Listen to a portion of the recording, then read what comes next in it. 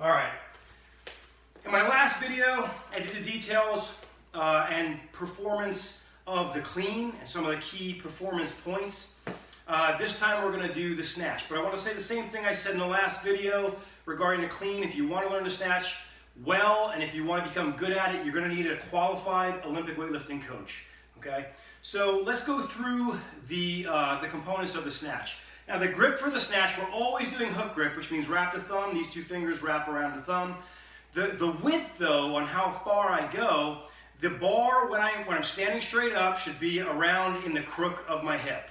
Okay. Another indicator that coaches like myself use, or when the bar is overhead, it should be somewhere around 6 inches above your head. So you can play with that, right? So that's probably close. I can't see that far, but again, it's in the crook of my hip here, so I know this is about where my starting position is for my grip. Elbows are externally rotated, the arm is, internally rotated, okay? And so, but again, that doesn't mean roll the shoulder forward. It means that I roll the humerus, the bone here, in the socket internally, but I keep the shoulder back. So I roll it this way so the elbows point down the line of the bar. Very, very important stuff, okay? Let's see. Let's go ahead and go through the movement. So I'll do it from the side first. In the snatch, you will see if you watch my clean video, my torso is going to be more vertical. I mean, it's definitely tilted over, but it's going to be more vertical than the snatch. It has everything to do with the grip. With a wider grip, I have to get down further. So my snatch, and the feet position, which I didn't really mention in a clean video, but the feet position, it will vary, but I like to go around shoulder width, sometimes hip width, sometimes in between those two. You don't want to start too wide though, okay? So, and we can play with that based on people's personal biomechanics. Now, let's just go through these basic movements. So, it's going to be the same type of thing we saw before. Now, you can see if you watch my other video, let's go here so you can see it really well. You can see that I'm tilted more forward than I was in the clean, but my arms are in the same position. I have a nice flat upper back. I have a nice flat arched lower back. And what I'm going to do is I'm going to rise again. So, remember this, if you watch that video, I'm rising, my hips and shoulders are rising at the same speed, which means the angle of my torso does not change until I pass the knee. When I pass the knee, I'm going to hinge just like I did with the clean, and I'm going to get into the power position. Now, the power position for the snatch, that bar should be sitting in the crook of your hip at this point in time.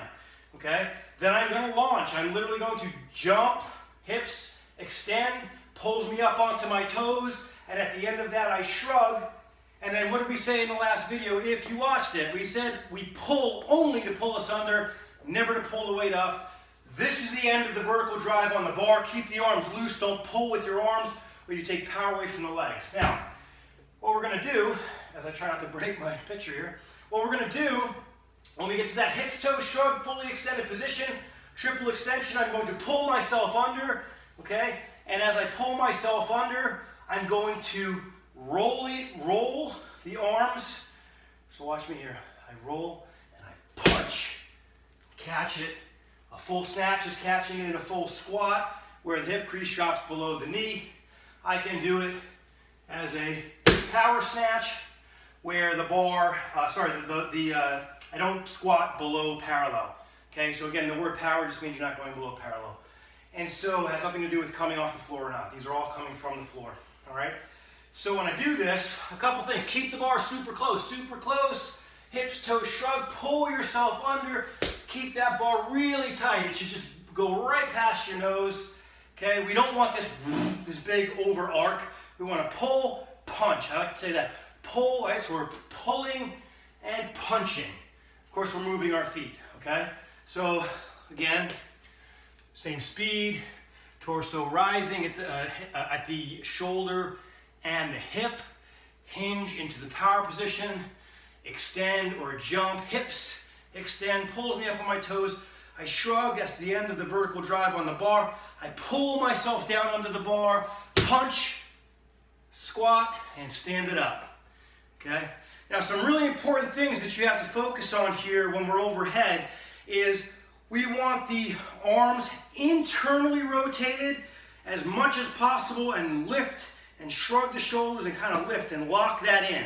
That locks everything in. So I'm basically internally rotated and lifted. Now, the internal rotation with dumbbells or kettlebells, that can damage the shoulder, but this is a barbell, so it protects us from going too far internal.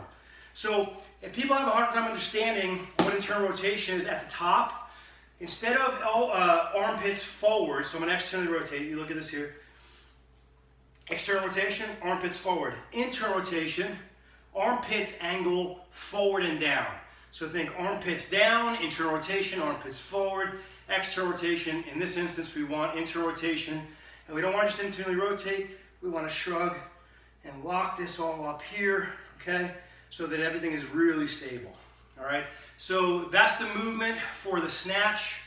Again, pull under, punch yourself under the bar. We don't press weight up in Olympic lifting either. We shove ourselves down under. Again, the drive is coming from off the floor. So whether it be the clean and you're catching it, whether it be the snatch, even with the jerk, the drive we'll talk about in another video, is what's getting the bar its vertical ascent. So if you have any questions, this is a basic overview of the snatch. We'll post them to YouTube. I'll see you next time. Stay strong.